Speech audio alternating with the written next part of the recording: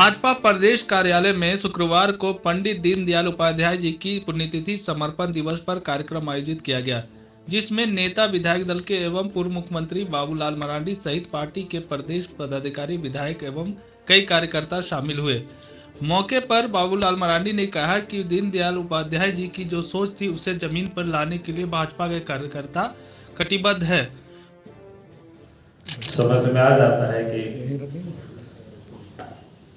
एक तो जैसे महामंत्री जी ने कहा कि अपनी श्रद्धा से हम पार्टी के लिए सब कुछ जितना कुछ भी हम समर्पित कर सके हमें समर्पण करना चाहिए। देखिए उससे बड़ी समर्पण तो हमें समाज के लिए, देश के लिए हमें अपने आप को समर्पित करना चाहिए, वो सबसे बड़ा समर्पण होता है। जैसे पंडित दीनदयाल उपाध्याय जी ने संपूर्ण जीवन देश के लिए और समाज के लिए उन्होंने समर्पित किया और समाज के लिए जिस प्रकार से उन्होंने जी करके हमें दिखाया और एक दर्शन भी उन्होंने दिया, जिसे हम एकात्म मानव दर्शन के रूप में हम यानी पूरी दुनिया की मानव जाति के लिए हम किस प्रकार से, क्योंकि देश में दुनिया में एक बड़ा संघर्ष चलता है जो दर्शन को लेकर के पूंजीवाद और साम्यवाद के बीच में, मैं उधर नहीं जाना चाहता हूं, लेकिन हम क्योंकि भारत की जो दर्शन है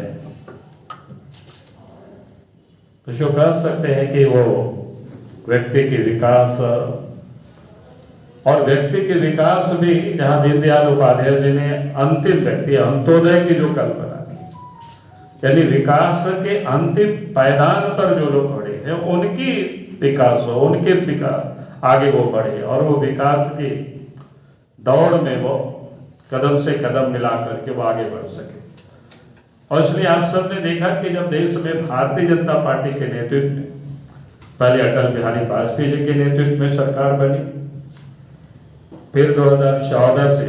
आज देश के प्रधानमंत्री आदरणीय नरेंद्र मोदी जी के नेतृत्व में सरकार चल रही है।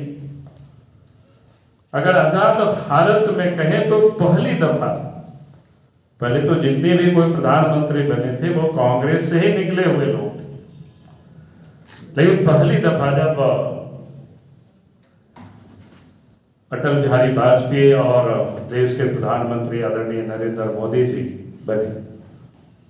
तो वास्तव में पंडित दीनदयाल जी ने जो विचार हम सब लोगों के समझ छोड़ कर गए थे कि अंत्योदय के समाज के अंतिम व्यक्ति, विकास के जो अंतिम पायदान पर खड़े, उनका विकास हो, फिर गरीब कोई भूखे नहीं रहे, उसके लिए भी अंत्योदय योजना से लेकर के कोरोना काल में अगले जो मार्च तक अतिरिक्त जो पहले से मिल रहा है वो तो नहीं हो, उसके अतिरिक्त भी पूरे एक वर्ष हो अतिरिक्त 5 किलो अनाज, ताकि कोई इस महामारी के काल में भी कोई को भूख ही नहीं रहना पड़े। और फिर विकास की भी जो किरणें है गांव तक पहुंचे, यानी गांव तक सड़कें, घरों तक बिजली, यानी विकास की जो बुनियादी आवश्यकताएं हैं, आम लोगों के यहां तक कैसे सुविधाएं पहुंच सके। ये आज जब केंद्र में भारतीय जनता पार्टी के नेतृत्व में, पहले अटल बिहारी वाजपेयी जी के नेतृत्व में सरकार बनी और आज देश के प्रधानमंत्री नरेंद्र जी मोदी के नेतृत्व में सरकार काम कर रही है, तो उसको ध्यान में रख करके और उसके लिए काम कर रहे। अब मैं देखा कि गरीबों के घर में हमारी माँ बहनें जो खाना पकाती है, कितनी तकलीफ होती थी, उनको भी उनके यहाँ भी गैस चूल्हा, गैस से खाना पका सके। तो ये जितनी भी चीजें आप देखेंगे, किसान भी जो छोटे किसान है, जो देश में बहुत बड़ी आबादी है छोटे किसानों, बहुत बड़ी संख्या है, उनको भी प्रत्येक वर्ष 6,000 रुपया उनके खाते में 2,000 करके 3 इंस्टॉलमेंट उनको भी सीधे उनके खाते में भेजना, यानी ये कमिटमेंट को दर्शाता है कि जो अपने पंडित दीनदयाल उपाध्याय जी ने जो दर्शन जो दिया, जो अंत्योदय की जो उन्होंने विचार को हम सब की समझ रखा, आज केंद्र की सरकार और जहां कहीं भी भारतीय जनता पार्टी के नेतृत्व में राज्यों में भी सरकार चल रही, तो सरकार भी, वो सरकार भी उन कामों को, उन सपनों को पूरा करने में दिन रात लगी हुई। और मैं समझता हूं कि पंडित दीनदयाल उपाध्याय जी की जो विचारधारा है, हम सब कार्यकर्ताओं के लिए, सामाजिक और राजनीतिक क्षेत्र में काम करने वाले कार्यकर्ताओं के लिए एक उदाहरण है, एक आदर्श है। हम संपूर्ण जीवन पंडित दीनदयाल उपाध्याय जी तो हम नहीं बन सकते, लेकिन निश्चित रूप से उनके विचारों को हम जितने हम अपने आप में हम समाहित कर सके, हमें निश्चित रूप से प्रयास करना चाहिए और उन विचारों को हमें समाहित करना चाहिए, ताकि आने वाले पीढ़ी भी इनसे प्रेरणा ले सके।